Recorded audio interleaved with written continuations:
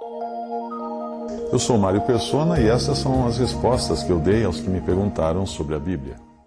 Esse capítulo aqui esclarece várias coisas. Esses dois capítulos, na verdade, né, que eles também, esse relato é repetido lá em Marcos, no capítulo 6 de Marcos e também em Lucas, me parece. Mas o que chama atenção aqui é, primeiro, isso aqui não tem nada a ver com igreja.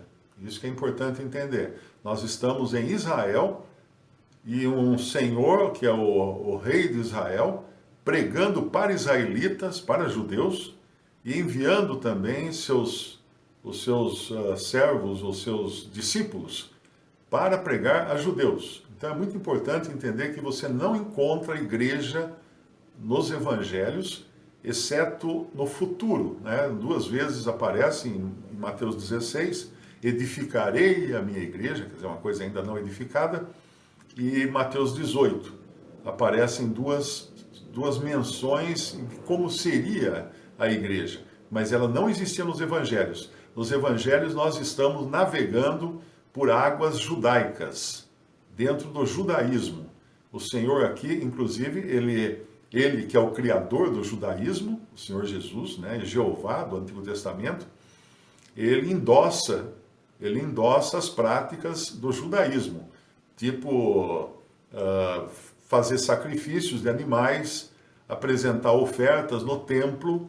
Ele endossa o templo, tanto é que ele expulsou os vendedores do templo, os cambistas do templo, porque ele chamava o templo de casa de oração.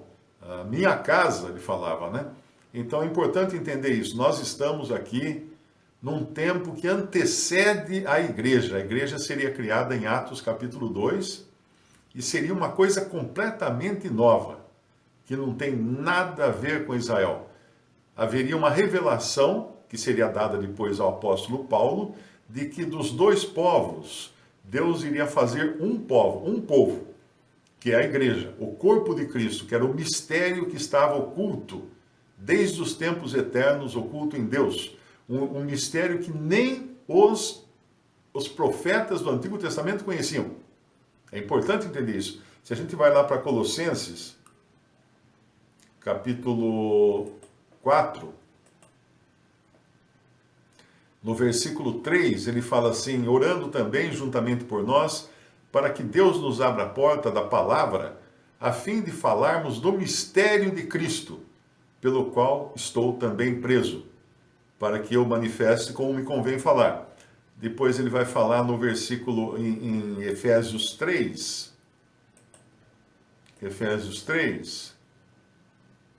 no versículo 4, no versículo 3 mesmo, como me foi esse mistério manifestado pela revelação, porque ninguém sabia o que era.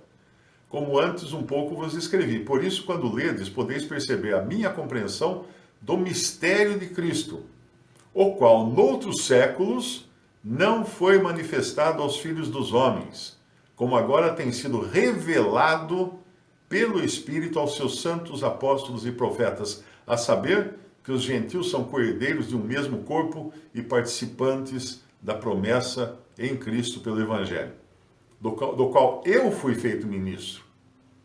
Ele foi feito ministro desse mistério. Então, uma pessoa que chega dizendo que Israel a igreja é um Israel aperfeiçoado, tal, não está entendendo nada. Porque aqui está muito claro que isso era um mistério, a igreja era um mistério, o corpo de Cristo era um mistério que não foi manifestado aos filhos dos homens nos outros séculos, inclusive nos séculos do Antigo Testamento, mas foi revelado ao Espírito Santo aos santos apóstolos e profetas do Novo Testamento, profetas da igreja, apóstolos de Cristo e profetas da igreja. Então é uma ideia totalmente errada o que a maioria das religiões católicas e protestantes segue. Por exemplo, os católicos acham que a igreja é a continuação de Israel. Tanto é que tem lá o templo, né? O templo católico, ele é a planta de um templo católico, segue mais ou menos, né? Hoje já está bem deturpada a coisa, mais ou menos a planta do templo. Então você tem lá, o que é aquele lugar lá você vai no templo católico, tem lá um lugarzinho lá num canto, que fica uma velinha acesa, nunca apaga aquela velinha, onde eles guardam tem uma casinha com uma porta, uma chave, e eles guardam ali o cálice, né? E a hóstia, me parece que é a hóstia que guarda ali, eles chamam de o Santíssimo Sacramento, ou Santíssimo Lugar. Na realidade, isso é uma cópia, uma ideia tirada do templo, que tinha, além do véu, depois do véu, que foi rasgado com a morte do Senhor Jesus, tinha lá o Santo dos Santos, o Santíssimo Lugar.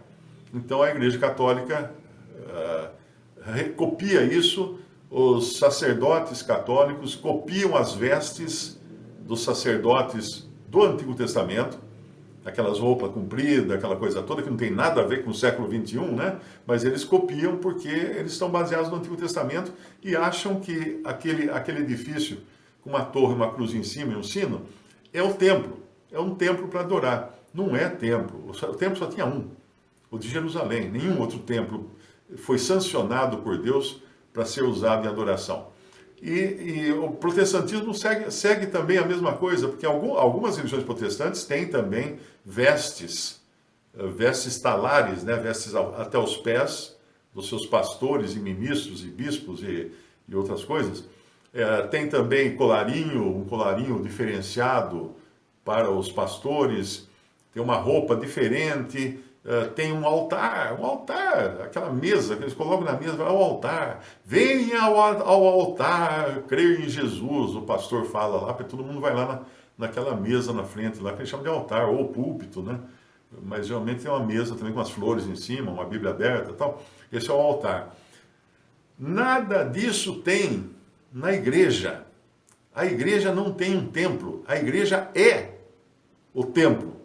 A igreja é a casa de Deus. E quando eu falo igreja, é o conjunto dos salvos, o conjunto dos que creem em Cristo Jesus. Então é importante entender isso. Então, voltando, nós estamos aqui no Antigo Testamento, ou melhor, aqui em Mateus, né? O nosso capítulo de Mateus, ele é ainda judaísmo. Eu perdi aqui o versículo. Percorria Jesus todas as cidades e aldeias, ensinando nas sinagogas deles, Mateus 9,35, ensinando nas sinagogas. Sinagogas não são igrejas.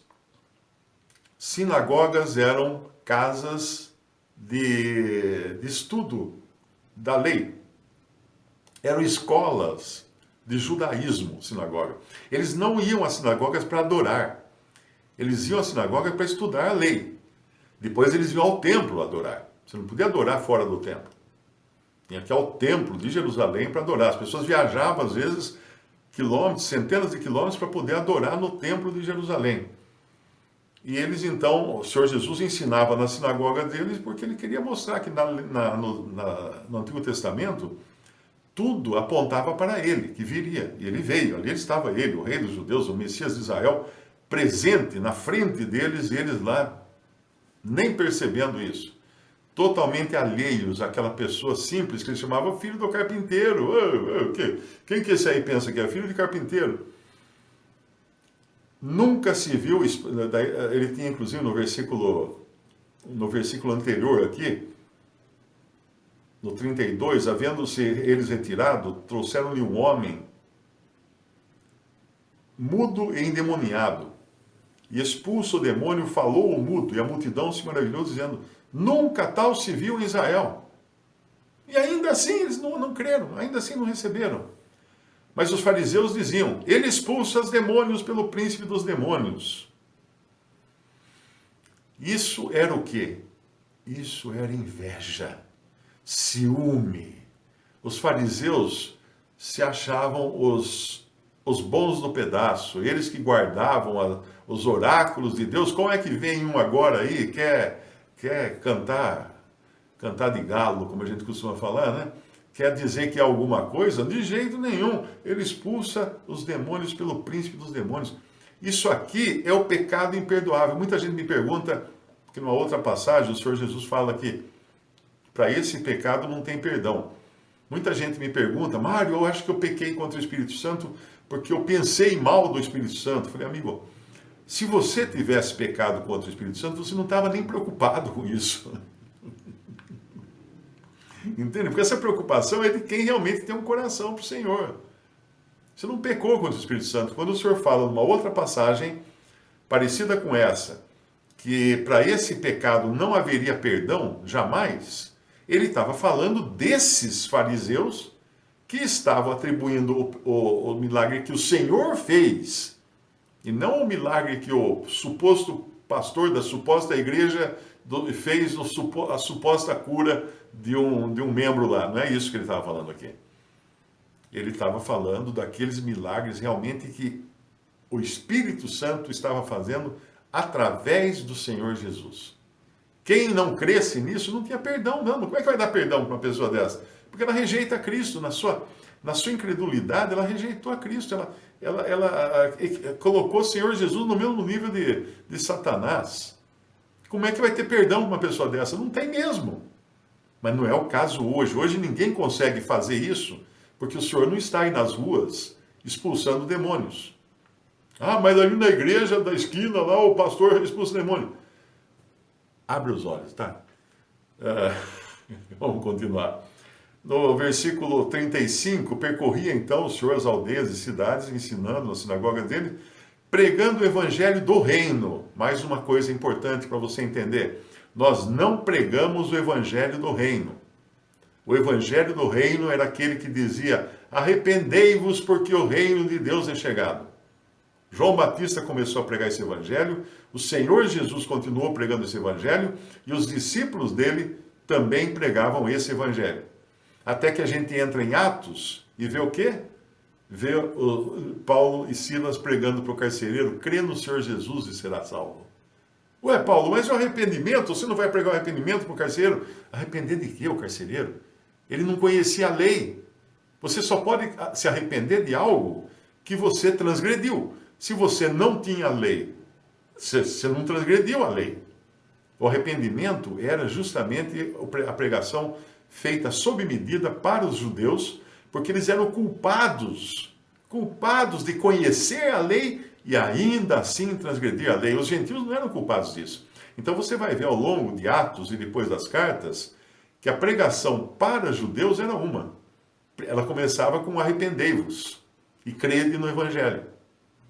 Para os gentios era crede no evangelho. E arrependei-vos? Já expliquei.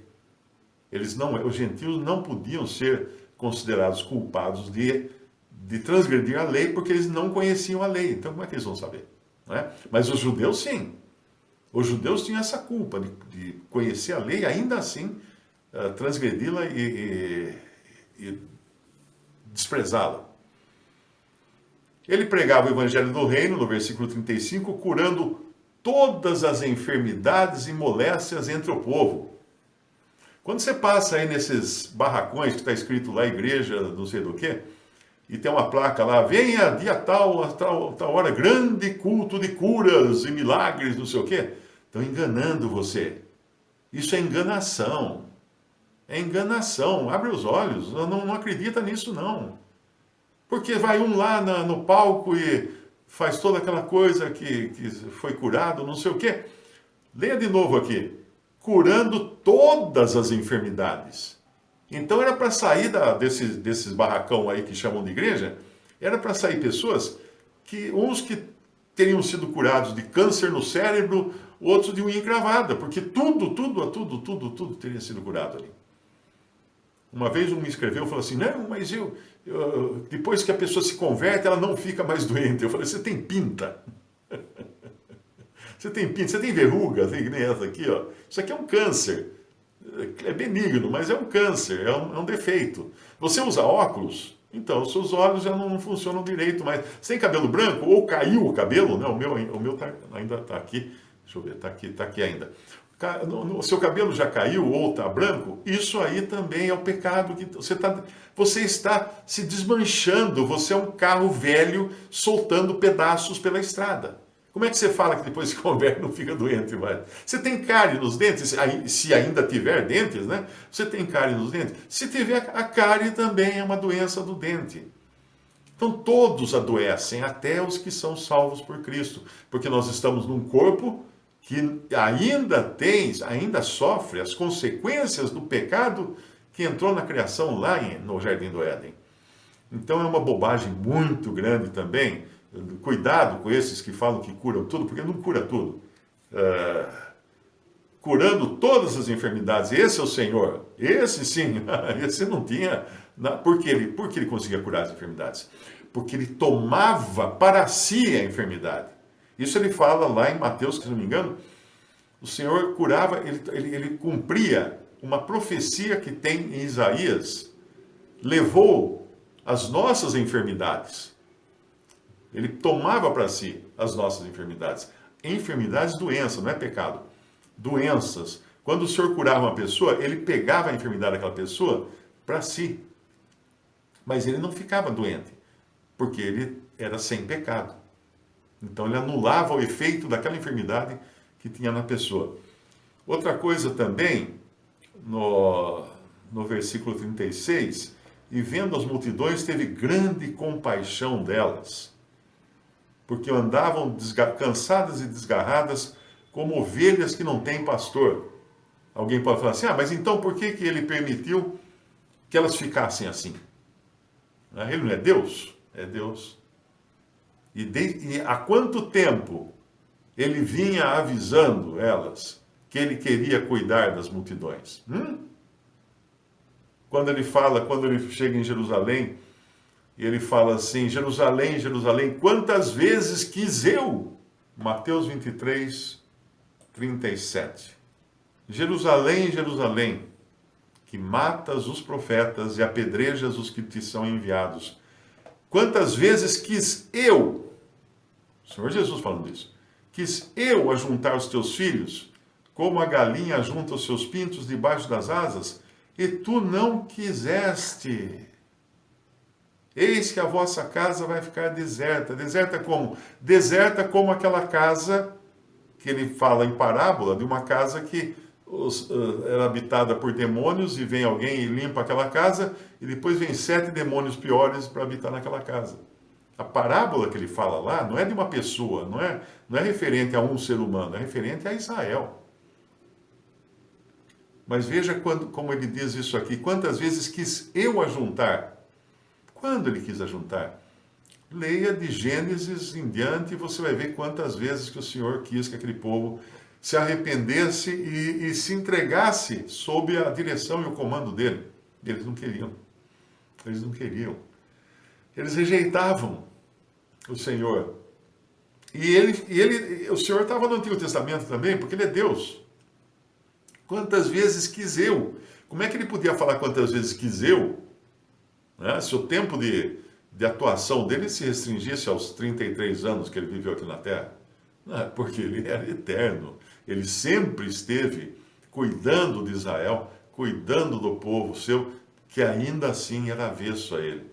Tem um outro versículo também que é muito, muito importante, muito interessante, que ele, quando os discípulos, nós vamos ver depois, os discípulos voltam, os 70, né, que voltam de uma excursão que eles foram pregar, e eles voltam, eles falam assim, contando todas as peripécias, né, como eles tinham curado doentes, expulsado demônios e tudo mais, e o Senhor fala para eles assim, eu vi Satanás caindo dos céus.